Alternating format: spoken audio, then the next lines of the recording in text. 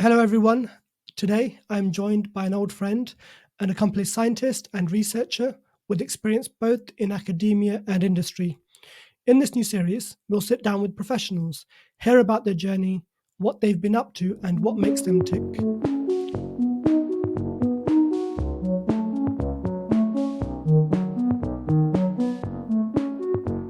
Leon, thank you very much for joining us today. Thank you very much, Anas, for the invite, and I'm happy to discuss what the main things we're going to be talking about on this episode. Perfect. So let's dive right in. We both studied our biomedical science degree together, and it seems like a lifetime ago now. What did you think about the degree? And at the time, did you know what you wanted to do after it finished? Okay, so that means we have to reverse back a good 15, 16, 17 years. Say 12 years? 12 years. Yes, when we graduated. So we started back 15 years ago. So the lovely summer of 2008, right? So with biomedical science, it was my first choice in terms of an actual degree. Before that, though, I did really want to do medicine. But then my understanding during my A levels, I didn't get the grades that I wanted initially, and then I kind of had this question. I asked myself this question in terms of mindset. In terms of medicine, at that age, do I want to look at more personalized care and look at the individual, or would I want to use my scientific mind to help on a larger scale for the community? And I decided I want to help on a larger scale for the community. So I knew that biomedical science, from an analytical basis and an understanding basis, was definitely what I wanted to do. However, I didn't know what I wanted to do afterwards. I knew I had a very keen interest in immunology, thanks to my parents, who essentially they gave me a lot of information, encyclopedias, different workshop and tools during my younger years, which delved me more towards the immunology route. So I always had that really keen interest to understand the immune system, as it is a constellation of different processes that was akin to my understanding, and it's essentially what protects us from the insults of a day-to-day basis as humans and animals alike as well. Was it something at university that you did, a research project, a article you read, which heightened that interest in immunology? Funnily enough, I would say it's more within university. I found out what I did not like and essentially used the process of elimination to reinforce my love for immunology. So, in terms of my third year project, actually, in terms of my third year, my main disciplines were biology of cancer, which I knew I did not like whatsoever. That was the one course that I did not do too well on, but in hindsight, we learn. So, biology of cancer definitely was a no. Immunology I liked and continue to move forward with that. And then also my actual third year project was based in medical parasitology. And that essentially was looking at different modalities. So when I say modalities, looking at a hexose transporter inhibitor to prevent malaria, but using that in an animal model which was based off frog's eggs, so the Xenopus laevis model. And as much as I found it really, really interesting looking at the inhibitors and looking at the future of malarial vaccines, specifically looking at the Plasmodium falciparum vaccines, I kind of thought, you know what? Yes, there's definitely transferable skills such as PCR, such as running Western blots and doing transfections, but definitely immunology is where my heart lies. And yeah, from that, I then went on to look for internships and eventually enrolled on a course in London School of Tropical Medicine and Hygiene on immunology of infectious diseases, which I enjoyed thoroughly.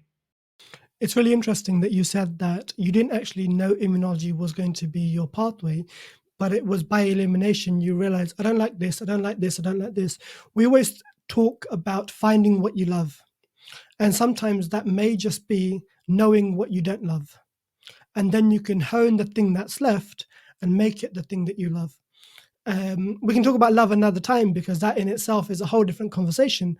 Um, and it grows over time, doesn't it? It's not something that might, not for everyone, it's not instantaneous. So when you started doing your research or started your course at the London School of Tropical Medicine, um, how did it differ from what you studied in your BSc, and what did you enjoy about that? Okay, so in terms of my master's, so I studied the Masters of Science in Immunology and Infectious Diseases at London School, LSHTM. And the main differences challenge.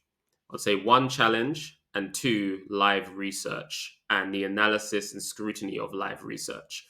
So, in terms of the modules that I had for the London School for my master's, it was quite a rigorous course, and it's something that I definitely, if you do have a love for immunology and you are finishing up a BSc, it's something that I definitely would recommend. But it was quite a rigorous course, which was 1 year, and it started off with what they would call basic immunology, where essentially summed up everything from undergraduate in 2 days, literally just 2 days. And then they really, really fine tuned and dialed up the information regarding the immune system, different paradigms when it comes to T helper cells and other components of the immune system. And then after we had a multiple choice question exam, which was at the end of the first semester, so just before Christmas, and then it dialed up again. And this is what I really noticed with my masters: the dialing up of the rigorous testing and also the rigorous, really, really trying to make sure that you understand or have the basic understanding of immunology and then the advanced. So that leads me quite well on a good segue into what happened in terms of the next semester where we started advanced immunology. And this is something that always will stick with me. When we started after in the new year, we had a block of advanced immunology one as a course for 6 weeks. And essentially, what would happen there would have all these different immunology papers that we would, as a class, be handed out, and we had to split up into groups of four. We were handed these papers, and we had to come up with, essentially, it was a journal club, but we had to come up and work and collaborate with each other over that afternoon to then present the next morning. So literally, it was spitfire, rapid, rapid understanding of what you're seeing immunology wise. And then when we presented the morning afterwards, it would be in front of the course organizers, it would be in front of the course leaders, and the rest of our cohort. And I think that that is what expedited my love and understanding of immunology. As much as I really, really hated presentations, but I found at the end of those 5, 6 weeks, definitely my understanding of how to tell a story in terms of immunology and when it comes to novel research, in terms of what to look out for when it comes to good research or suboptimal research, because you do get a mix of quality when it comes to the field. It's interesting you mentioned having to present. As scientists, a presentation can be quite difficult to do at times. It's easy to present to your peers who might be speaking the same language, but to somebody who doesn't understand science, it can be very, very, very difficult to understand what is being said. And this is something we'll touch on a bit later when we talk about science communication. Another thing, you may have heard that quote that the best way to know what you learn is to try and teach it to others. And you truly understand, or you truly get to know what you know and what you understand when you try and teach it to others and they ask you questions. So I think that's a very interesting and a great way of teaching, getting the students to present what they've read, and then you can check their understanding through how they present it as well. So you said you were working or you did some research around the malaria vaccine. This is something that has been in the news recently as well, the malaria vaccine. Was your research contributing directly to what we saw in the news of the vaccine that was introduced, or was this something on the side? Now, you mentioned malaria vaccine. I'm just going to make sure that you are correct with that rather than COVID-19. Okay, cool. So, in terms of my work back then, because this would have been back in 2012, no, this was more looking at exploratory research. The vaccine that has, I think, currently been rolled out in sub Saharan Africa, can't tell you which countries at the top of my mind because malaria vaccines is no longer my field. That is based off more, it's a different modality. So it's not anything to do with a hexose transporter inhibitor. It's completely different, but it's amazing work that has been put forward for that from my memory of those back in those days. Sure. You've done a lot of vaccine as part of your studies and also as part of designing and implementing as well. And we'll come on to the COVID vaccine a bit later when we get to that part of your story. So you said your master's was 1 year, and you said that cemented your love for immunology. Then once the master's finished, what did you do then? Okay, so I was in the mindset during my masters that okay, I knew I wanted to go to yet again, just like with the BSc, I was unsure what I wanted to do afterwards, but then I figured out during my masters the stuff I did not like within the niche of immunology. So for me, antimicrobial studies, so looking at antibiotics, I wasn't particularly too fond of. Bacteria wasn't really my thing. But then I also kind of realized, vaccinations, viruses, things that are a little bit more exotic, such as parasites. So, yeah, again, this is where the link with malaria comes in. Looking at Plasmodium, definitely really, really interesting. So, what are the key design features that are required for a vaccine for it to be efficacious, for example, and how, and in terms of efficacy, what are let's say correlates of protection? And this is where it really, really dawned on me. Okay, immunology, vaccines. This is the route that potentially has a lot of my interest. So after my masters, it was a stroke of luck actually, because I was applying for a lot of jobs. And for me, yes, I already had technical experience after my BSc. I actually managed to get 2 years of work at St. George's with the person who was providing my third year research.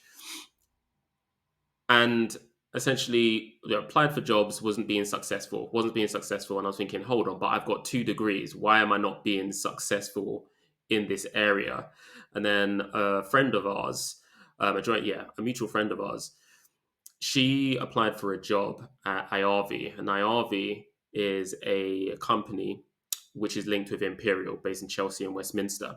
She didn't get the job, but she was offered an internship where she could invite a second person or a comrade to come and actually see what they do in terms of looking at vaccine modalities, what are the experiments that are required to be run to test and see what the effect of these vaccine modalities are in terms of humans. What sort of biomarkers are you looking at in terms of blood?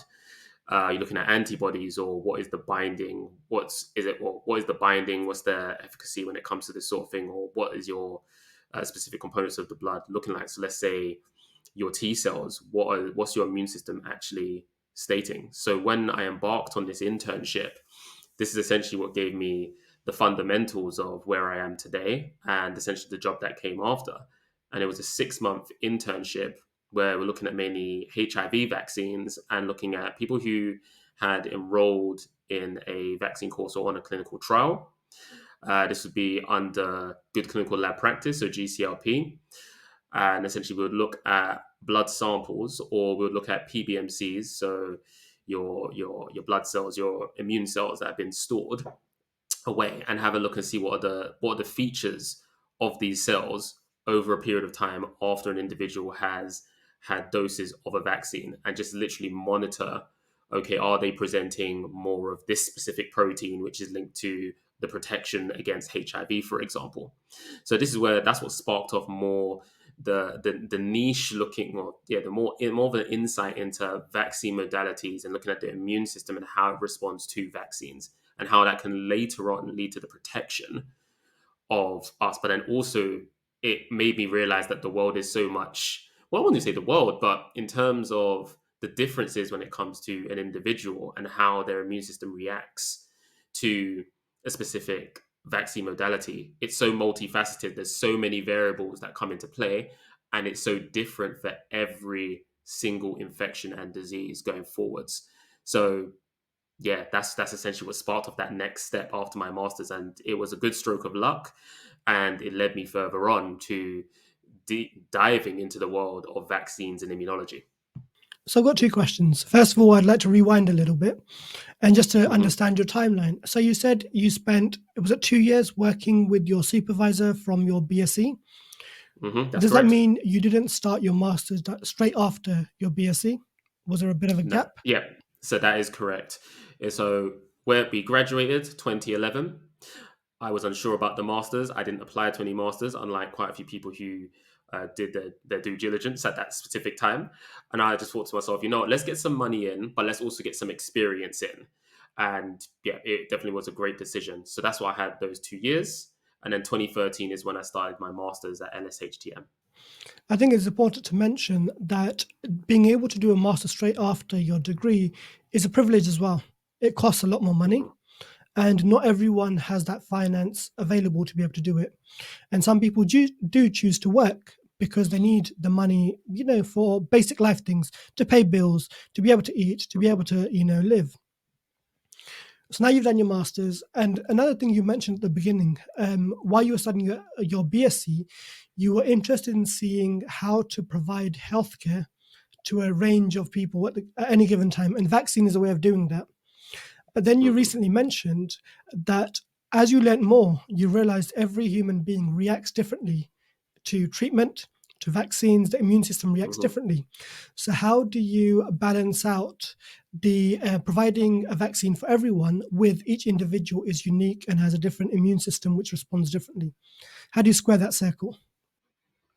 Well, essentially, it's always going to be one of those age old questions that big pharma and biotech is trying to understand. Is there such thing as a magic bullet? And I think when it comes to the world of vaccines, when it comes to looking at vaccine efficacy, the only way you can really see what are the effects in terms of a general population, you have to take ethnicity into you have to take that into consideration as a variable. You have to also look at demographics. You have to look at genders. You have to look at all these different things. So essentially, in the world of science, it's data. Data is very, very powerful. Data essentially is the new gold of the West. It's not. It's not anything tangible. It's the data, and the power is always in the data. Unfortunately, when it comes to vaccines and efficacy, correlation isn't always causation when it comes to protection. But essentially, by having a large soup of data and also having the tools to be able to analyze, so this is where AI comes into the buzzword of the year, the buzzword of the end of last year. That's what comes in when it comes to actually analyzing and critically looking at our data and really making decisions on that way. So knowing that as a scientist and a wet lab scientist at that, which means me being in the lab, utilizing, be able to create, having the power to create that data and then looking at it in terms of a dry lab basis and analyzing it and trying to understand the story that it tells, I find that is super, super fascinating. And that kind of helps to bridge the gap when it comes to personalized as well as looking at the bigger picture. Essentially, that's what we're trying to do here in terms of whether it's an academic scene, whether it's industrial. And when I say industrial, you can split that into biotech and big pharma. Sure. I think data is the most valuable currency at the moment, whether it's in healthcare, whether it's in IT. Google and Apple are all after my data, and the same with the NHS, because, like you said, data is important to understand how different people react to different things. So I guess my question here is, when you're doing these studies, and first of all, have you been part of any vaccine studies? And also, when you're doing these studies, how do you collect the data to ensure that it is safe for everyone? You mentioned, variation between sexes. There's variation between ethnicities. How do you ensure that everyone is trialed or tested so that it's safe for everyone? Well, in terms of that, I can give you an answer from a GCLP technician's perspective, which is the role I had at Imperial. But my scope would be limited in comparison to one who would be in a clinical manager position or a data manager position. But ultimately, to answer your question, to make sure that things are fair, it's a difficult one because, yet again, there's always going to be a variable that will essentially skew your data. And there always will be limitations to the data that you do accrue and you do accumulate. Repeat the question one more time, and I'm going to try and see if I can refine my answer to that a little bit more. So, Anas, yes, Sure. please, again. Let me Hmm. phrase the question in a different way as well. So Hmm. you mentioned that there are different factors which are involved in immune response, whether it Hmm. is your ethnicity, whether it's your sex. So my question was, how do you ensure that all of these are accounted for when you're doing the testing of vaccine, for example? Conversely, is there any significant difference between them? Is it that just because a person is white British and somebody might be Asian or black, there isn't enough significant difference between the ethnicity to actually have a physiological response from a vaccine? Having said that, your ethnicity might have other variables associated with it, whether it's due to your socioeconomic position, Hmm. and that can have a significant impact on your day-to-day health and well-being as well. Um, Hmm. Certain families might have more money available to have healthy eating or healthy food for cooking. Hmm. Others may not, and not eating healthily may cause more issues than the color of your skin, for example. So I guess my question here is, how do you ensure that everyone is tested for? So when you create a vaccine which is meant to cover a wide range of the population, it's safe for, my mum, who's who's a Pakistani lady, Hmm. and yourself, and Bob at the pub. How do we ensure it's Hmm. safe for everyone? So in terms of safety, when it comes to going from my experience as a technician and being one who has worked, let's use the example of Imperial's self-amplifying RNA COVID-19 vaccine. So in terms of safety, we had a regulated dose response when it came to actually giving out this vaccine, which essentially was a phase 1/phase 2 vaccine. So this would have been back in 2020. So that's 2021. And so looking at that, we had a cohort within the UK. It started off with a small cohort, which would have been about 12 people, and that was the initial start of the trial. Now, in terms of ethnicity, it was more skewed towards Caucasian ethnicity, mainly because in this country, when it comes to volunteers, that is where our volunteers are generally skewed towards. So, dose by dose, just to make sure that there are no underlying effects or underlying anything in terms of health when it comes to giving out a vaccine. And then from that, we then had an expanded safety boost when it came to the actual administration of the vaccine. And from that, we didn't see any major underlying events. And obviously, I've got to keep, in terms of how much I can say, I've got to keep it ambiguous because in terms of vaccine trials, generally it's when the data is made public when you can actually really talk about that.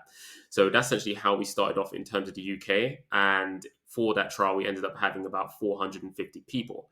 Now, also to make sure that the spread across different ethnicities and make sure that the safety it can be seen across different ethnicities, I was given the opportunity to help out with a vaccine rollout in Uganda. So this is where we managed to actually look at this self-amplifying RNA vaccine on a completely different continent, looking at sub-Saharan Africa and seeing what the actual vaccine effects, not just safety, but also efficacy, is in a completely different population. And that's generally how clinical trials work. You start off with your phase 1 and your phase 2, which are generally safety and expanded safety. And then when it comes to your phase 3, that's when you are really, really interested in the efficacy. So when I say efficacy, how well does your vaccine work? And from that, we measure that from looking at a potency assay, which essentially will measure the success of said vaccine by using a specific biomarker, which is linked to the success of that vaccine. Okay, so I guess just to summarize, there are processes and guidelines in place to ensure the safety of participants and the general public as well. It's not something that you do as a mad scientist that you see on TV. You're just mixing up potions and giving it to people. There are processes in place to actually ensure the safety of everyone. Okay, so going back to your story, you mentioned just now that you traveled to Uganda to check the safety and the potency of your vaccine. Is that straight after you did your masters, or was that sometime down the line? Sorry, you were doing your So that was internship. We some. got your internship, right? And you Mhm. started your internship. So what happened during that? And then we can go from there. Okay, so do you want me, in terms of the timeline, to go back? Because Uganda would be, as I mentioned, it's a COVID-19 vaccine. So that would be 2020. So essentially, between that internship and then a lot of things happened. So I guess the best place to start would be that internship and what followed that internship, and that will help with the audience, the lovely audience here, fill out what happened in the rest of that timeline. So with my internship, I finished, I think it was 2015. So it was in between 2014 and 2015. It was a 9-month internship. Learned a lot in terms of ELISAs, so your enzyme linked immunosorbent assay, and that's generally used to quantify proteins against the standard.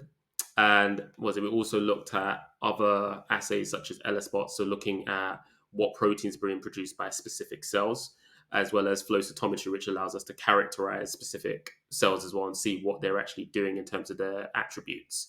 So those are the main things that I picked up from the internship, plus the essential, the first dipping the toe in terms of vaccines. However, it's an internship. So the internship was not a paid work experience. And yeah, again, as Anas has already stated, we have bills to pay. And as a a mid-20s scientist, it was about time I decided, okay, you know what, let's see what opportunities are out there. So I managed to start up a position as a GCLP research technician at Imperial St. Mary's, and that was with the Robin Shattuck Group. And essentially with IRV, there was quite a few members of staff at IRV who had already worked with the Robin Shattuck Group. So that allowed me to have enough crosstalk and enough impetus in terms of the interview and understanding what this group actually did.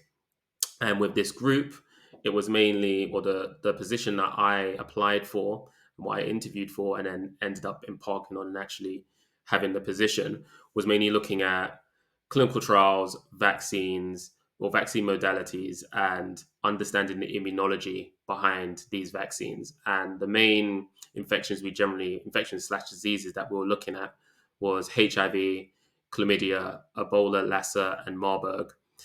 And then in 2020, it was more on the COVID-19 based work because obviously we had there was a global need for a vaccine and looking at the specifics when it came to vaccines. So that's essentially what started off that position, which I had that position for about 7 years before I embarked into industry. Okay. Mhm, So you mentioned you were in there for 7 years. That's a very long time. mhm, mhm, I guess it depends on which lens you look at it through. If you're doing research, it might actually be a small part of one's career, 7 years. But if you look mhm. at it from other aspects, it could be a long time. 7 years is a long part of your life. Were there any other things that happened during that time or any significant things that happened during those 7 years, not just professionally, but also personally, that may have affected your journey through your career? Yes, so plenty of things. As you've just stated, 7 years is a long time. It's near enough a decade, right? So in terms of starting off that career in 2015, let's say it was quite plain sailing in between 2015 to about, let's say, 2019 and mid 2019 at that. So in 2019, I got married. But then also at the same time, my dad was also in poor health. So when it came to 2020, there was a lot of things on my plate. My marriage was essentially going down a slope. So that's one thing. Two, we had the global pandemic essentially starting up and ramping up. I'm sure most of us based in the UK remember March 2020, where essentially we were told a lockdown is going to happen due to the basis of this well, let's say unknown virus. At the time, it still was okay. Is it really going to come to the UK or not? But Italy had already been quite hit by the prevalence in terms of infections. So yeah, you also had that going on, and then also my dad's health was declining. So it's three things going on at the same particular time. And yeah, it was a very, very hard time for me going from, let's say, Q2 of 2020 all the way up to, let's say, the middle of 2021. So when it came to 2021, separation had happened in terms of my ex-wife, and we were going down the divorce pathway. In terms of my dad passed away January 2021. And what the two things did. So as you can imagine, a poignant part of my life. It was quite a sad time, but then what it also did, it kind of reset a switch in terms of mindset. Because as a married man beforehand, I I had, as I said before, when it came to the career, it was quite plain sailing. But then I realized, hold on, now I've actually sparked some purpose to actually move up in terms of my career. Now we've got all these different things going on, all these different variables happening in my life. Now it's time to step up. And this is where I noticed the extra energy, despite going through such a difficult time and having to jump over specific hurdles. I now essentially reflected and then managed to harness purpose and impetus to then boost my career, specifically during the COVID-19 times, where in my career, the team got larger. So a team of 2/3 people, because one person went on maternity leave, then expanded to 7 or 8 people. And then I found myself in the position where I could be promoted to a senior technician, where now I have even more influence over a larger group of people. I've suddenly got junior technicians coming in. But then also at the same time, I'm also seeing on the outside and within my own family, COVID-19 is happening. COVID-19 is real. And it's the first time that anyone has actually managed to see a pandemic in full flow. And it's the first time where you're seeing a lot of miscommunication, misinformation being spread across the internet. So I now become a hub of information when it comes to understanding the scientific basis of infection or scientific basis of how COVID-19 is transmitted. I'm now dispelling a lot of, I'm not going to call them lies, but a lot of information that's been put out there which doesn't particularly make sense to the scientific community. But going back to that phrase before of correlation doesn't mean causation, understanding or having to explain that 5G towers do not cause COVID-19 viruses, it's not possible. But yet again, you would see definitely a lot of information when it comes to YouTube, for example, or when it comes to all these other social media platforms saying that, oh, well, 5G towers have just been erected. Therefore, and this has happened at the same time as the pandemic. This must be the reason why this is going on. So that catapulted me into the SciComm sector as well. And essentially, scientists became superstars overnight. I appeared on BBC News, and you've got family saying, "Oh yeah, I just saw you on the news," and then I've got people or individuals on LinkedIn essentially saying, "Oh, Dr. McFarlane." I'm like, I'm not a doctor, I don't have a PhD, but Dr. McFarlane, what are your thoughts on this? Or do you want to present at this conference, or do you want to come to the British Immunology Society? So it was a very, very interesting time, and I find that normally it's when you do have those deepest, darkest moments in your personal life or whenever things are going on, I always remind myself, sometimes it is darkest before the dawn. And that essentially did push my career quite far forwards whilst I had to deal with those difficult times and difficult hurdles.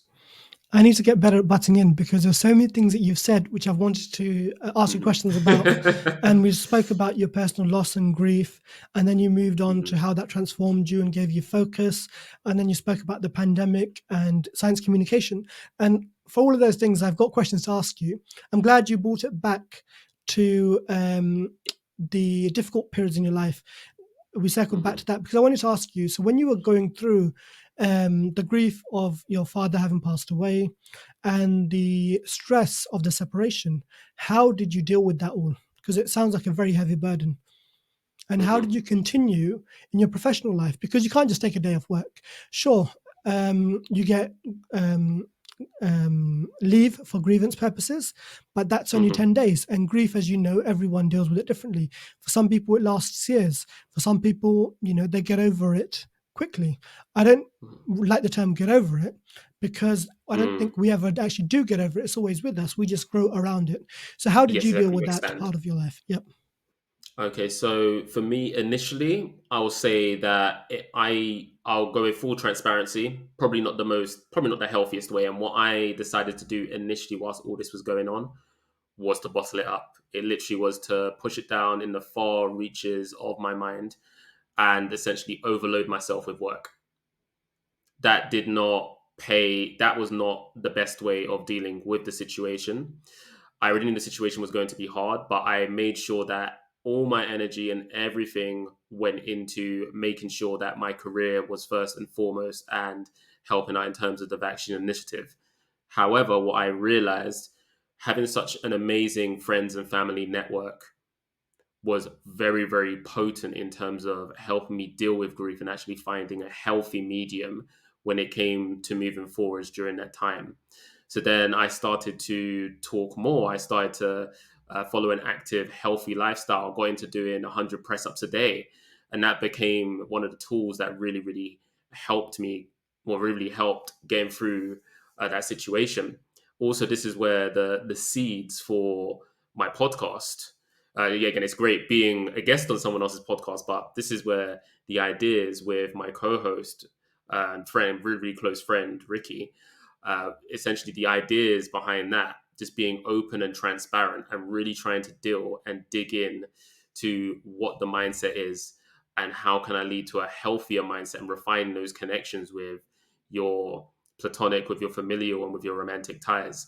That's where the main fundamentals and pillars for that podcast came into effect.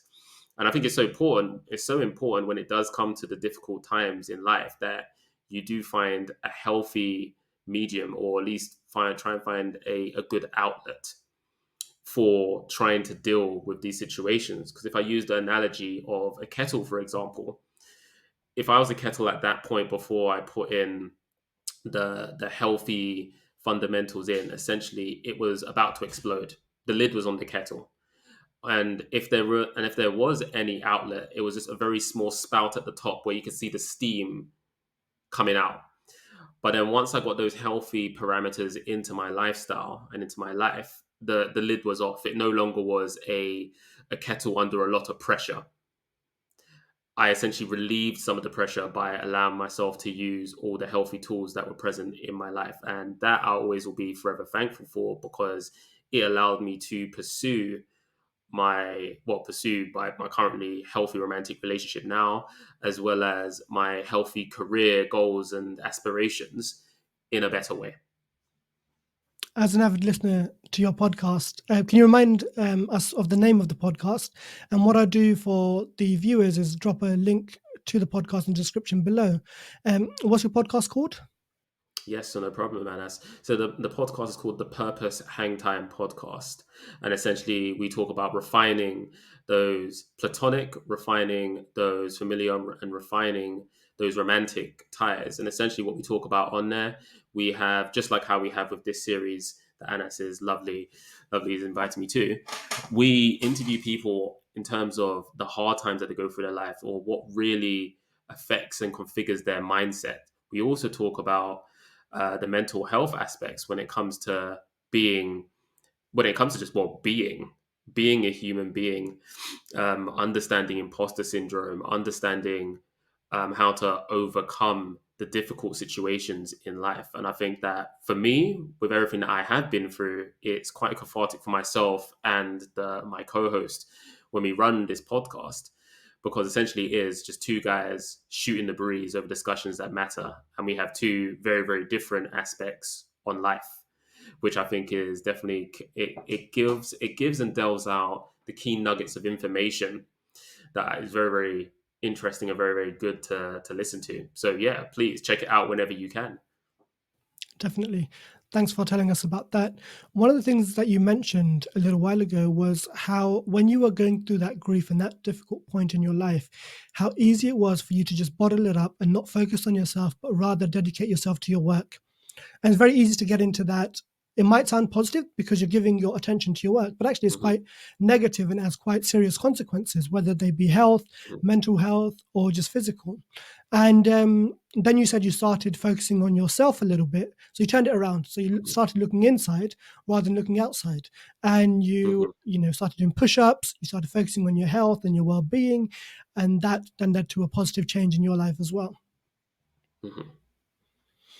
So moving on, I remember in 2020, that's when, we went into lockdown as well. And at the end of 2019, I was working a shift at Guy's Hospital. It was a late shift, so it's about 7:30, and BBC News had just broadcast that the first patient with COVID-19 had come to Guy's and St Thomas's. Because Guy's and St Thomas's was one of the few centres which had a HCID unit, which stands for High Consequence Infectious Diseases Unit. One of the first people with COVID came to Guy's and St Thomas's, and my sister texted me. She's like, "You've got a patient with COVID in your hospital. Don't come home tonight." And I think it highlighted the Mm, fact that at that time, everyone was very unsure about the consequence, the impact that COVID would have on them. Nobody really understood, and everyone was very scared, and rightfully so. But over time, we've learnt, ways to deal with it. We've learnt what it can and can't do, and we've got, the vaccine which helps us. So similar to you, where you were being asked by friends and family about, what the virus can and can't do, what precautions they should mhm, take. I think a lot of healthcare professionals and scientists in general were going through that same thing. We were also scared because we didn't know either. It was all very mhm. new to us, and I guess for you, in a way, do you feel like you had a better insight because you understood the mechanisms of how viruses work in immunology? You felt slightly more relaxed maybe, and you weren't as scared as some of the others in your family, or even like myself. I'm a hematologist by background. Ask me about blood and blood clotting and red cells, but when it comes to immunology, I could barely tell you what the difference between an IgG and an IgA and an IgM is, and that's as far as my knowledge goes. Yeah, so I think to answer that question, I did feel quite well equipped. I was scared also because at the end of the day, yes, I may be a scientist in terms of career, but I'm also human. So things that perpetuated that fear, things such as so during lockdown, it wasn't lockdown for scientists that were working on the global vaccine effort. And essentially being in a train carriage, for example, by myself because everyone else has been told, okay, you're furloughed now, or you're now working from home, or you now no longer have a job. To me, that was a scary onset. And at the same time, it just shows the fragility when it comes to the unknown. But then it also at the same time you can then pull out the resilience. For me, understanding the scientific basis, or I guess it'll be the supposed scientific basis then, because all we knew back then is that, well, if it's SARS-CoV-2, we already had a SARS-CoV-1 essentially, which was in terms of the flu and everything else earlier. I think probably about 2010. We already had that, so we already knew that some of the molecular basis, but we just needed to wait for a bit more time for the extra information to accrue. And in terms of what was brilliant about the internet then, because yet again, the internet and information is a double-edged sword. It can either be used for misinterpretation, as I've stated before, but then it also can be used for the expedited release of information that can be correct. In terms of the molecular basis of SARS-CoV-2 or the genome, that was sent out very, very quickly. That allowed us, in terms of the team at Imperial, to really push forward with this self-amplifying RNA vaccine. And as we already know, there were other vaccines out already. So you have obviously your Pfizer and your Moderna vaccines that were already present, as well as the AstraZeneca-based one as well, which all different modalities, but they were present. So I felt more at ease, but yes, at the same time, scared. And in terms of the rapid vaccine rollout for SARS-CoV-2 as well, me being a scientist that understood the mode of action when it came to these vaccines and the correlate protection, which was COVID-19 antibodies with high binding. But at the same time, to actually see it in practice, seeing it in an experimental assay is one thing, but how it works in terms of a biological aspect for a specific person is very, very different. And I think what was even more profound during that time is that most of us, by the time lockdown had happened in 2020, so March 2020, quite a few of us had already had COVID, but didn't know. For me, it was manifested as, well, the only way I knew I had COVID prior was on the basis of an ELISA based assay and a qPCR based test that was carried out at Imperial. And I realized that it was aligned with my hay fever season. So I didn't feel any of the weaknesses or anything like that. I just had a really bad cough and a sneeze.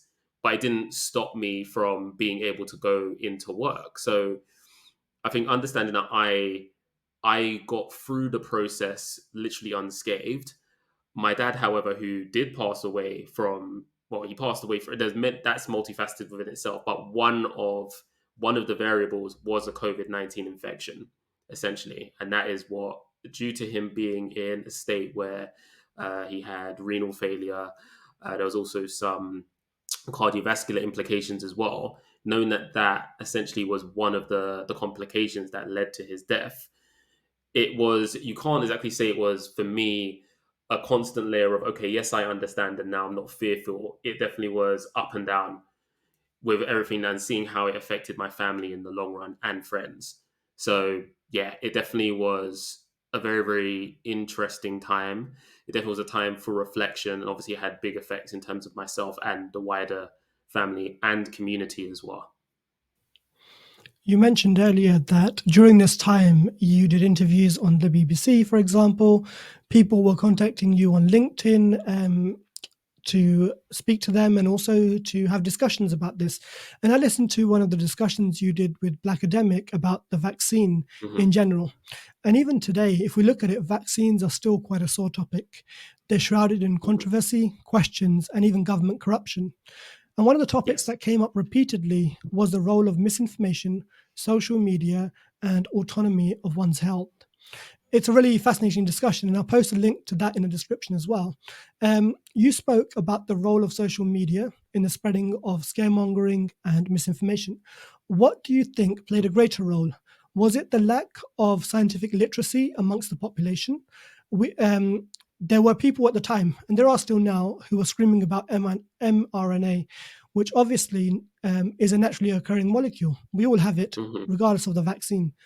Or do you Yes. think it was a a shortcoming on behalf of the scientific professionals, communicating the science and the research, and adding authenticity to policies that were being made and decisions that were being made, which may not have been properly understood by the general public?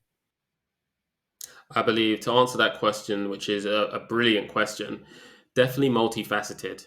It's very, very multifaceted. I will talk on the side of SciComm because that's something that I became heavily involved and engaged with during, well, even to this day, when it comes to talking about SARS-CoV-2 or most infections and the ideas and understanding of science. So to answer your question, I think that there's a big gulf when it comes to the scientific community and when it comes to the general public, when it comes to being able to actually dissect and make scientific understanding simpler.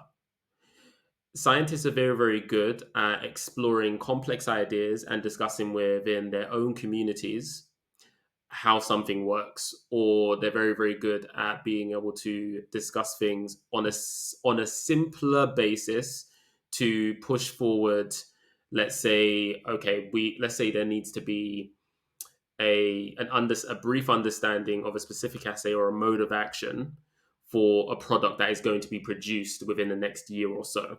When it's for that gain, that's very, very simple to explain at a specific level. But to allow the population to understand complex, complex scientific nomenclature, that's something that even to this day, even with the availability of the internet, is still lacking. We don't really see within the community, let's say, for example, you were to go to your local council hub, how regular would you see, okay, there's a talk being given by this scientist explaining how a vaccine works or explaining how viruses or bacteria work? You do not see it because, in terms of society, a scientist is someone who is all the way up there and can only explain things in a complex level. And I think there needs to be a bridging of the public and a bridging of those who are within the scientific community. And that all starts off in schools and accessibility. If you can go to schools and explain, or even when it comes to well, not modalities, but resources such as your podcast right here, it all starts off with explaining things simply to allow for ease of understanding. It also encourages and inspires a new generation in terms of understanding a complex process. So that's one side of the coin summed up, because I could talk about this for hours on end, which we don't have that in terms of time being a resource. So that's one side of the coin. And then the other side is the misinterpretation and social media. Now, this is the thing. The social media is always going to be there. Essentially, it is a vessel where anyone can say anything. So when I say multifaceted, and you've got the two different parts to your question, I think if there is more understanding of, or more simplifying of complex scientific nomenclature out in the public, that already would dispel the misinformation in social media. It'll be easier for the public to identify what is incorrect or what is correct, or it'll be easier for the public to understand that, okay, I have one source telling me one thing. Let me do my due diligence and go and have a look at many different sources, or look at a more respected or understood resource or reliable resource, and then make up my judgment from all of these different resources, versus just looking at one thing that says something that may sound correct or may sound a little bit suspect, and going with that, because we already know that when it comes to news and social media, there is more adherence to bad news. There's more adherence to negative press than there is to something positive, and that's something that is already ingrained in us as humans. We are more likely to see something that's bad and take our phones out and record it, versus, let's say, something positive happening outside. It garners more attention. So I think, just to summarize what I've just said there, an understanding and ingraining simple understandings of complex scientific nomenclature is what is required for the population at a younger stage, to make sure that it's present in the population and will dispel anything that comes as misinterpretation in social media. I always like to think that scientific language is a language in itself. And Hmm. it's easy if you're speaking in the same language to somebody else who knows that language already. So, for example, today we're conversing in English, right? You understand me, I Hmm. understand you. But if somebody else who didn't speak English as a first language was trying to listen to us, they may have difficulty understanding the nuance, understanding where we're coming from. And I feel like science is the same in a way as well. You're speaking a language. And for those who may not be versed in the grammar, the basics of that language, it's Yes. very hard to Hmm. understand. And I think when you translate certain things, there's that risk of losing the essence and losing the meaning too, which is why it makes it so hard to translate Hmm. science into an easy to understand format or way for others to understand. So that's one point that I Hmm. wanted to make. And then you spoke about the access to information. I think with the internet, we are overloaded with information. At the tips of our fingers, we have encyclopedias. Before, you'd have a big book, and I used to have a big book, the Britannica Encyclopedia, and that then turned into a CD, which I got, and now it's available at the click of a few buttons on my phone. Google knows 24/7. everything. Exactly. Mm. But I think this takes me back to when I was in school back in year 9, and we were doing a history lesson on some battle that occurred in British history. And my teacher said, when you look at an image or you look at a quote or you look at a piece of information, always think about who's saying it and why they may be saying it. And that's where critical thinking comes in as well, because Hmm. everyone has different interests, everyone has different, limitations as well. So if I say something about immunology, I'm going to say it based on my limitations. I don't understand it fully. Okay, so you've got to take that into Yes. consideration as well. And Hmm. I think one of the issues that we saw during the pandemic, and we continue to see today, is that people only listen to things which agree with their viewpoint rather than listening to things which actually challenge it. So I will Great. listen to you because you're my friend, but I may not listen to another scientist because, I don't know him. Whereas in reality, we should be listening to all the different information available, understanding where the person's coming from, what the limitations are, what their objectives are, and then basing our decisions based on that. I think what it's led to is also the formation of echo chambers. So rather than finding Hmm. information to formulate a decision, we make a decision first and then we find the information to back up that decision. So we're going about it in the wrong way. And now we've got groups of people, and this may have occurred before, but I think it's a lot more, visible now with things like YouTube and access to social media, where you can share things very, very quickly and you can communicate very easily. Before, you'd have to send in Telegram, or you'd have to write a letter, which would take days and months. Now, a few taps on your screen, and the other person on the other side can get your message straight away. Um, and so you've got these echo chambers where people are only listening to or supporting things which agree with what they're saying, whether it's a group of scientists, whether it's, members of the public, whether it's health professionals. There's all different groups. And I think one of the ways to combat that is to challenge yourself or to force yourself to come outside the comfort zone and listen to things which don't agree with what you say. And this doesn't just apply to science. I think it applies to all aspects of life in general. And only then can you form Hmm. an informed decision and also grow as well. Because you might, always have known something because you were brought up being told it was that way. Drinking 8 glasses of water, for example, that's a common myth. Everyone says you should drink 8 glasses of water. And you can ask anyone, if you ask anyone, how much water should you drink in a day, most people would say 8 glasses. But I was listening to a podcast, Dr. Mike, he's a American physician, and he was Hmm. on MKBHD, who is a tech YouTuber. Interesting Yes, combination. They were talking following it for a about while. this, they're Mm. talking about this topic in specifically how many glasses of water should you drink. Everyone reacts differently. Everyone has got a different physiology. Everyone has got different needs. And so it shouldn't be a number of glasses. It should be when you feel thirsty, you drink water. Right? Yes, exactly. And that was a light bulb moment for me as well, because I always thought, yeah, 8 glasses, I should drink 8 glasses.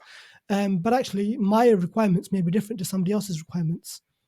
Mm. And I know I've gone down a bit of a rabbit hole here of information and how we access it and how we sort through it. But I guess my next question here would be, with access to information so easily available to everyone, how do we distinguish between good information and bad information, especially when it's not information which we are experts in ourselves?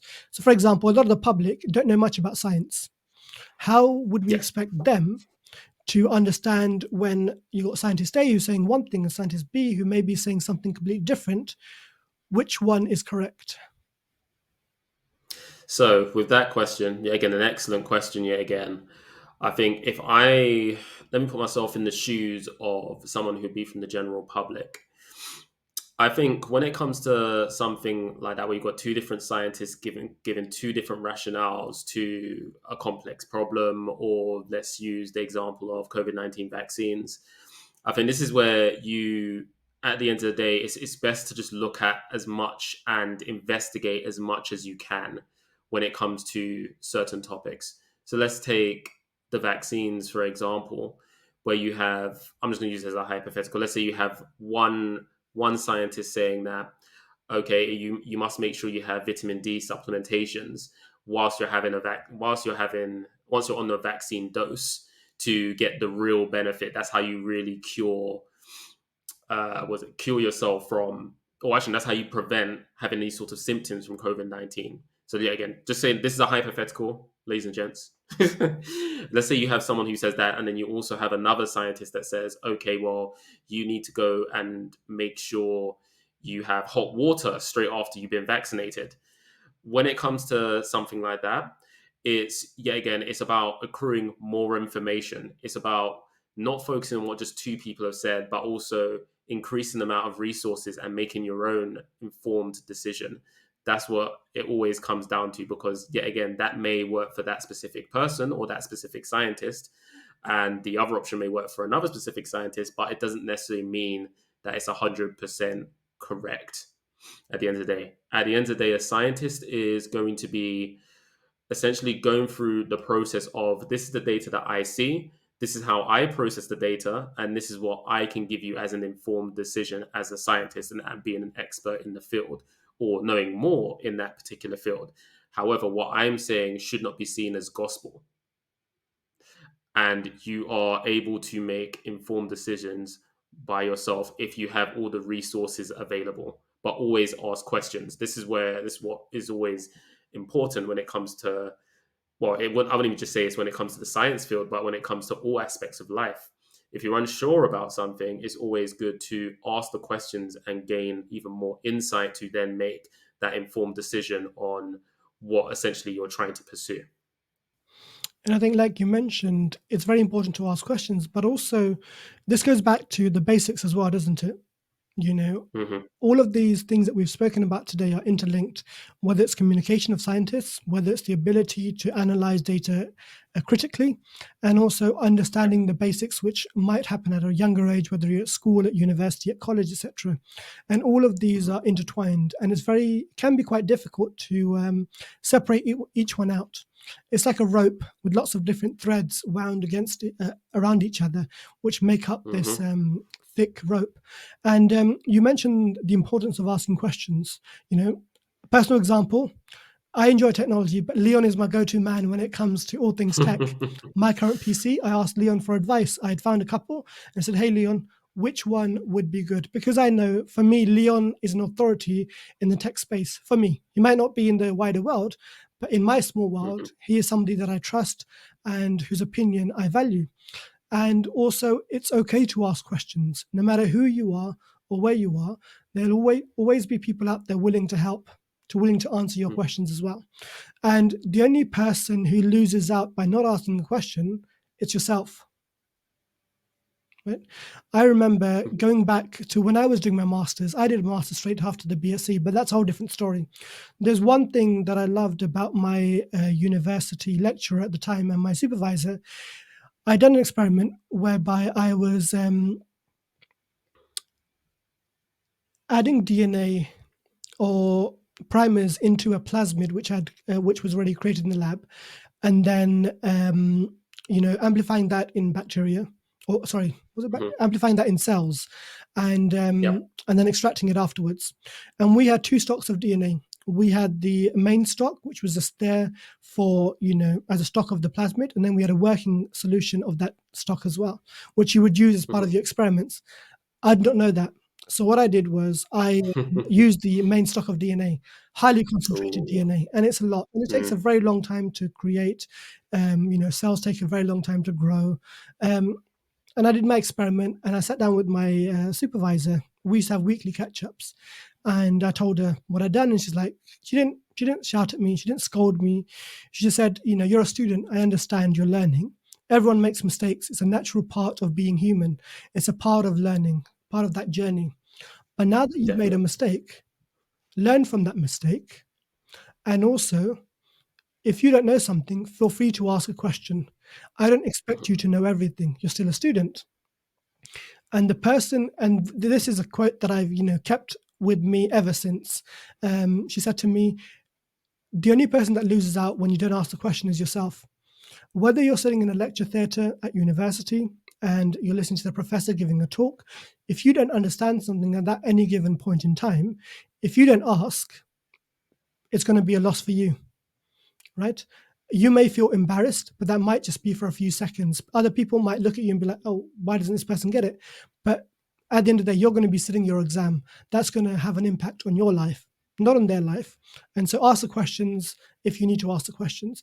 And I remember a few months down the line, as I was getting nearer to the end of my project, she began asking me questions because I started to know the process better than her. And that gave Mm. me confidence too, because it showed that I'd grown over time from somebody who was making mistakes at the beginning to being somebody that my supervisor trusted with, my experience and my knowledge and my advice. He was asking for that too. Yeah, and in addition to that, Anas, in terms of the question side of things, because there may be a few introverts or introverted individuals a part of this audience. If you do not want to be the center of attention or perceived center of attention by asking these questions whilst in the audience of a professor or of someone who's giving the lecture, you can always reach out via email. So there's also other ways of passing on that information and being inquisitive. It doesn't have to be in front of an audience. It can also be in a different manner. But to just further reinforce what Anas has just said, it is very important to ask these questions because essentially yes, if you are pointing to a situation where you have, let's say, the primer situation that Anas has been in, and I've been in situations very similar to that, where let's say I've taken an inhibitor and I've freeze thawed it, which essentially has diminished the effect of that inhibitor. If I ask the question to my supervisor, how does this affect the mode of action of this enzyme in terms of the grand scheme of things, then it would have led to we would have could have prevented going through a whole investigation and essentially trying to figure out what was going wrong over the 6 month period. So essentially, asking that question allows you, yes, you can fail forward by learning from something that hasn't gone correct, but then you also can expedite your learning by asking those questions. And there's no need to be fearful because all of us ask questions, even the experts sometimes, or those who have been in their careers for a long period of time. Definitely. And I also think, when you email somebody to ask about their research or what they were teaching you about, most people are very, very excited. And most people get very happy that Mm. somebody's actually asking me or somebody's actually taking an interest in what I had to say. So going back to your story, so we digressed a little bit and we started talking about science communication and what is right and what is wrong. So this was back in 2020. So what have you been Yes. doing since then? Okay. So 2020/2021, I managed to gain a promotion within the workplace. So I became a senior GCLP research technician, and we were doing a lot of COVID-19 work, as well as catching up with all of the trials that had been postponed or put on hold. So obviously, whilst the COVID-19 pandemic was going on and we essentially prioritized our COVID-19 vaccines, we also had HIV vaccine clinical trials that were going on and were put on hold. So once we had finished with those COVID-19 vaccine trials, or at least got the main priority or main prioritized bits of data crunched out and the main experiments sorted, we then moved back to those. So that was definitely an interesting time to essentially revisit all the other diseases and all the other clinical trials that kind of disappeared overnight and then reappeared afterwards. So that was really, really good. But then I found myself in the position where we finished up our COVID-19 vaccine trial, phase two, and I could see how we had rapid funding to allow us to carry out the experiments that we wanted for this clinical trial. However, in terms of the vaccine modality and Imperial, we didn't manage to actually establish this within the NHS. Our vaccine was definitely efficacious. It wasn't as efficacious as the main forerunners. So, as I've already mentioned, Pfizer, Moderna, AstraZeneca, but it was good. And essentially, what happened to Imperial as a group, the group still kept running. Other deliverables had to be sorted out as well. But there was a spin out company called Vax Equity that moved essentially from Imperial out to Cambridge and started off as a biotech. And I remember sitting there and thinking to myself, okay, so during this time, during COVID-19 vaccines, we were working at such a rapid pace and we had quite a bit of funding during that time. What would it be like to work in industry? Because I've spent all this time in academia, industry actually sounds quite appealing at this current moment. I've now been here for, I think at that time it was 7 years or 6.5 years. And I was thinking, the challenge of COVID was an amazing challenge. And we climbed over the hill. We got now into a space where we can say we've got a lot of publications that are now pending, and I think still pending to this day. What would the challenge be like in industry? How could I expedite my expertise even further? And what would it be like? Would it be a different way of working? And this is where recruiters were on the phone, were on LinkedIn all the time, essentially offering all these different roles. And there were two particular companies that interest me and intrigued me. I'm not going to mention either of them. Well, I won't mention the other one, but I'll mention the one I'm working at now. And it was Resolution Therapeutics, and they had a 3 stage interview. And I was thinking to myself, so okay, this company is looking at immunotherapy for liver cirrhosis. I don't particularly know too much about cirrhosis. This is outside my comfort zone because I'm very used to looking at an infectious disease and looking at vaccine modalities on that side and looking at running experiments, immunological experiments for that. do I really want to be looking at, specifically with the cell line that I was looking at, which is macrophages? I'm used to looking at T cells and B cells and antibodies. Macrophages, why would I want to look at this? But at the same time, I was really intrigued to see what could come about this.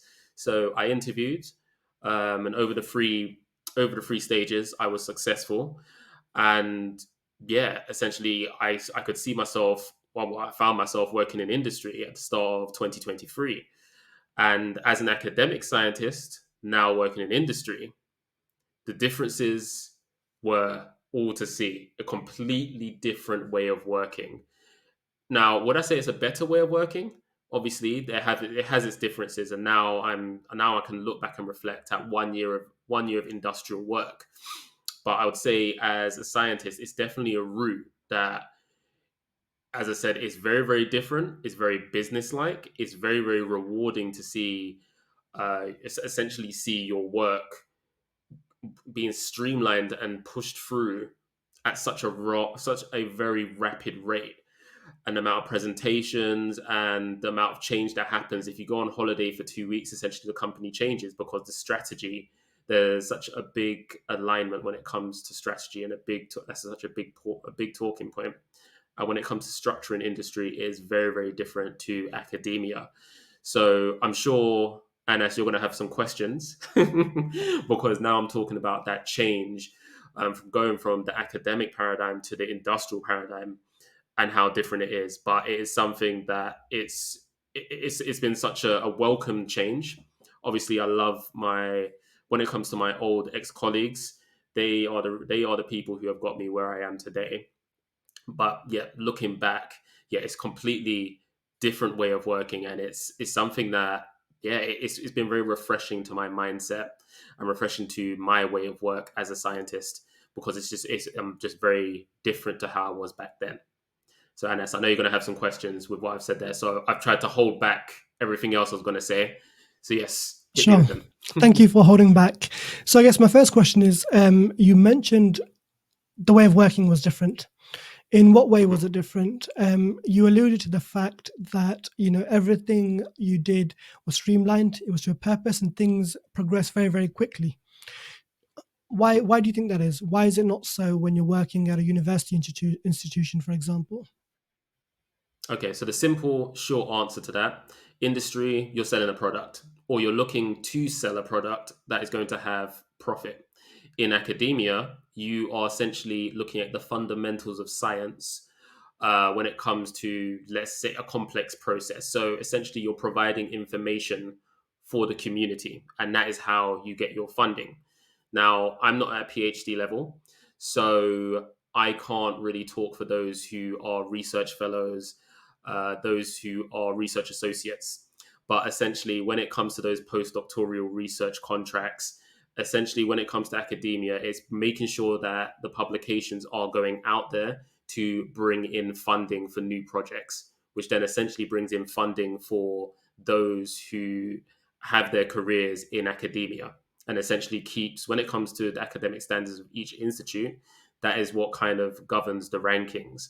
How much academic output do you have? So when it comes to academia, that's generally how it is. When it comes to funding, when it comes to industry, it's different because now you're investigating a product that is going to be sold, and now you're trying to bring in investors. So this is where, just going circling back to the SciComm conversation that we had earlier, or discussion we had earlier, and talking about how to translate that scientific information into a bit more, or make it a bit more general public, or repackaging it to make it sound simple to the general public.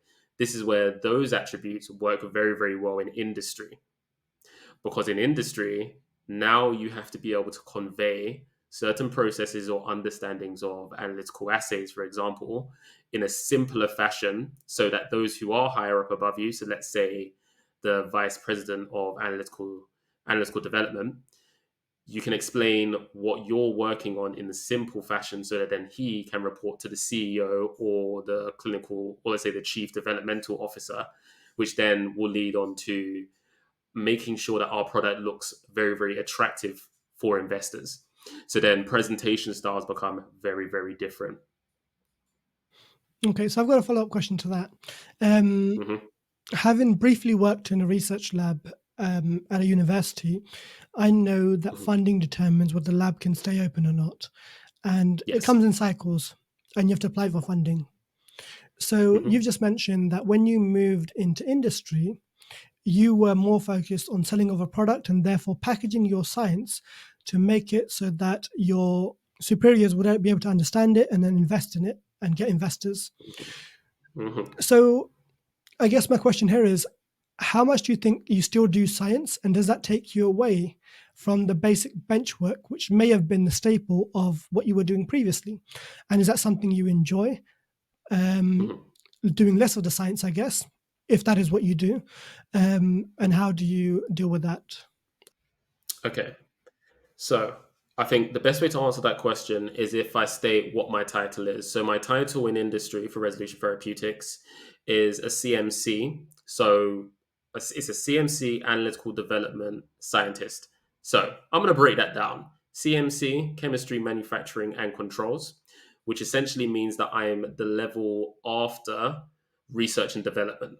Because what you find in industry is that you have certain structures in place, and those certain structures have a purpose and role in terms of the full functioning of a biotech.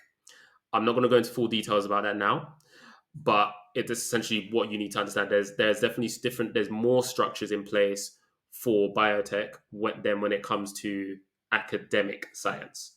So that's one thing.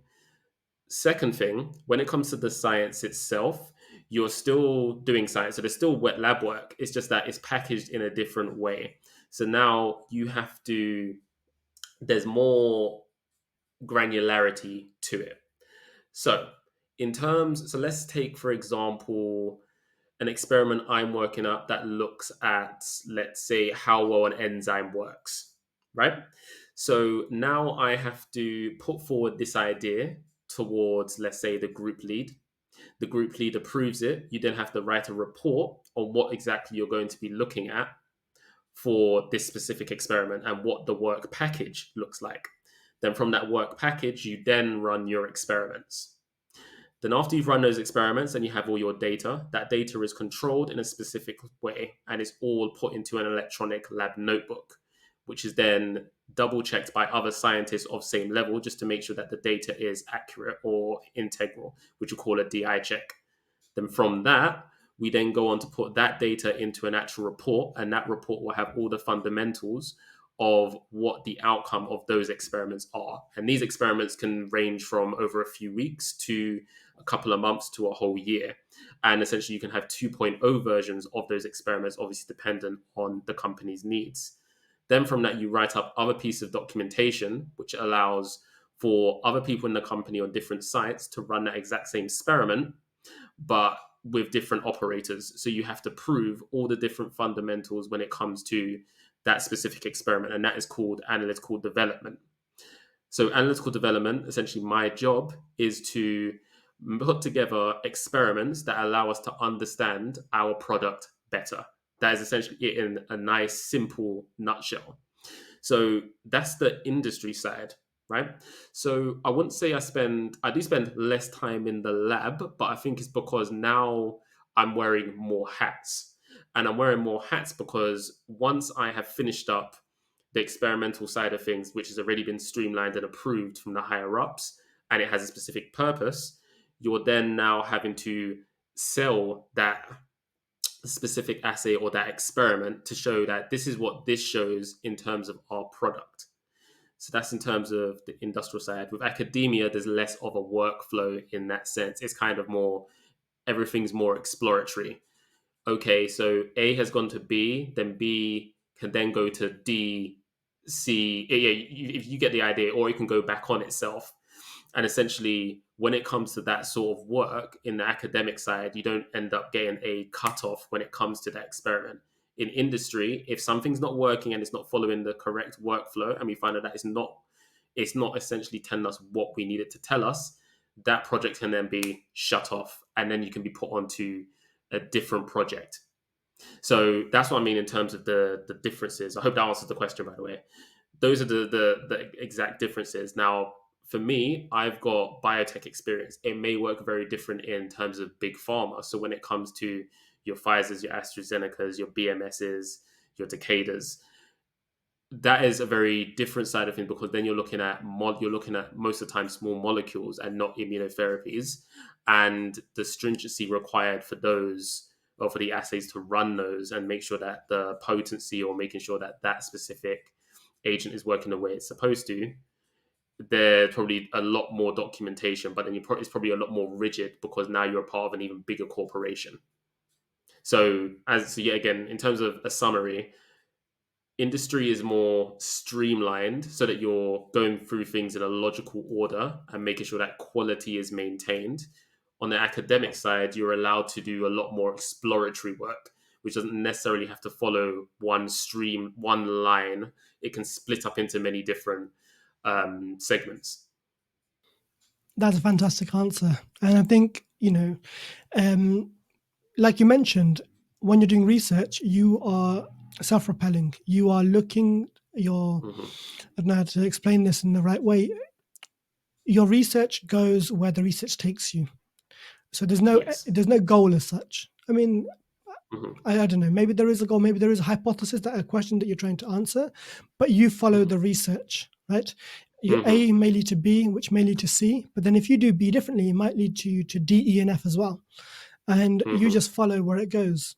Whereas industry is more, from what you've described, you know where your end goal is, and you're trying to get from Yep. A to B. If you can't get to it, that's fine. We're going to scrap this way. We're going to try a different route, and it's a lot Hmm. more clinical in that sense. It's a lot more, rigid in Yes. that sense as well.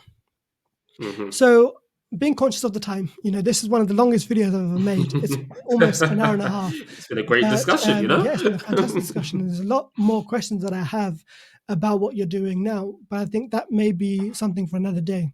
So I've got a couple of Hmm. general questions, general $1 million questions, and I'd like to see what your views and how you would answer them would be. In the last 10 to 15 Hmm. minutes, let's try and tackle some of these questions. So my first question Hmm. is, you went from academia to industry, and do you think that has benefit over somebody who goes straight from university directly into industry? Yes, I agree. Because with academia, it it allows you to expand your mindset. You pay attention to more of the exploratory details that someone from industry may not see. You may work at a slower pace, and obviously, it always depends on which group you work with and what sort of projects you are working on as well. But I think the academic route really gets you to understand the explorative side of science versus, okay, we have this goal, we should only be tunnel visioned into looking at this goal, and everything else on the sides we don't see. And I guess, like you mentioned, that tunnel vision, a lot of Hmm. discoveries made in science were made as part of mistakes. They were made Yes. because you were trying one thing, something happened which you weren't expecting, and that let you discover something else. For example, penicillin is a fantastic example of this. Um, Hmm. so my next question is: you've got students at university who are studying biomedical science or considering biomedical science. What skills do you think they need to have to pursue a career in academia and or industry? Okay, so I think the main skill that you need to have when it comes to biomedical science is intrigue, really. Intrigue and proactivity are the two things I would say. There's obviously many other skills and there's many other transferable skills that you can get from any other industry. So whilst I was in biomedical science, I also was working at Sainsbury's as a night shift stock controller. So with that, transferable skills from dealing with people of the public, customer services, and essentially wanting to go the extra mile transfers over into my scientific career, even though that was more than 10 years ago. But definitely, it's the ability to ask questions. And I know that's segueing back to what we stated earlier on in this discussion, but just having that intrigue and the impetus to ask those extra questions. Why does this work? Why does it work this way? Can it be any different? And what happens when I add an extra variable? And then when it comes to proactivity, wanting, it's not even wanting to go the extra mile, but that intrigue and having that inquisitive nature then leads you on to asking other questions to at least try and seek out the bigger picture when it comes to a career in academia and industry. And when it comes to those pillars and attributes, it's very valuable in both areas of science. Because, yeah, again, as I said, it's industry and academia main differences is just the way of working and obviously what the end goal is. Like you mentioned, it's having the confidence in your curiosity, and to be able to ask questions based on that curiosity. I think this is a good time to call it an end. But before we do so, I'd like to continue a tradition that you do as part of your Purpose Hang Time podcast. And you always ask all of your guests to share with us a quote that you think is appropriate, or something that you've read recently, or something that you find inspirational. I'm not going to ask you for your best one or something specifically related to science, but would you kindly share a quote which you think would be useful? Yes. So, a good quote, and it's something that literally just sparked in my mind right now. And I think this is one of the quotes that I actually don't really talk about too often. And is from a YouTuber called Kenzo, who essentially hosts a YouTube channel called Black Experience in Japan, where essentially he talks about being was it being ethnic minority in Japan, how he's treated, and essentially what he sees over there. He migrated from America, from the US, over to Japan. And essentially, his quote in one of his, I think there was an episode where he really was going through some tough times, but he had to reflect. The quote is, "The comfort zone is where dreams go to die."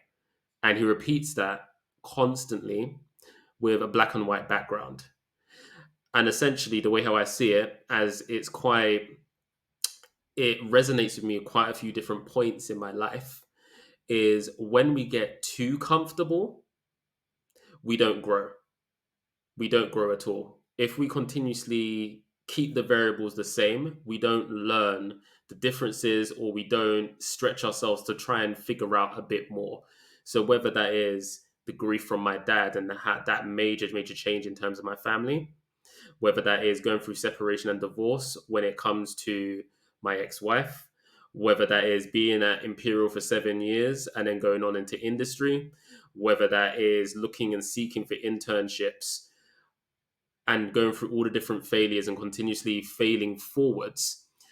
If you stay comfortable, you do not move. But as soon as you decide to do something that's a little bit uncomfortable, as soon as you decide to change up the variables and change up the mindset and just try and seek, oh, what happens when I try and change this or do something a bit differently? That's when you truly grow. That is when you truly grow. So to reiterate that quote, the comfort zone is where dreams go to die. Beautiful. Thank you, Leon. It's a fantastic conversation that we had, and that was a great quote to end it all. I'll let the audience decide if there are any spin-off questions they've got, and maybe we can make some spin-off episodes. We discussed a lot today, Yep. and there was a lot of different topics that we covered, and there might be better to have separate conversations regarding them, whether it's science communication, SciComm, whether it's about working in industry, whether it's about, just basic science in general. One of the things that I would like to do is actually start talking about specific science, talking about the basics of science as well, which I think would be quite an interesting conversation for me to learn, and also for the audience to learn as well. So, Leon, thank you very much for joining us today. It's been a pleasure. Thank you very much, Anas, for having me. It's been a privilege.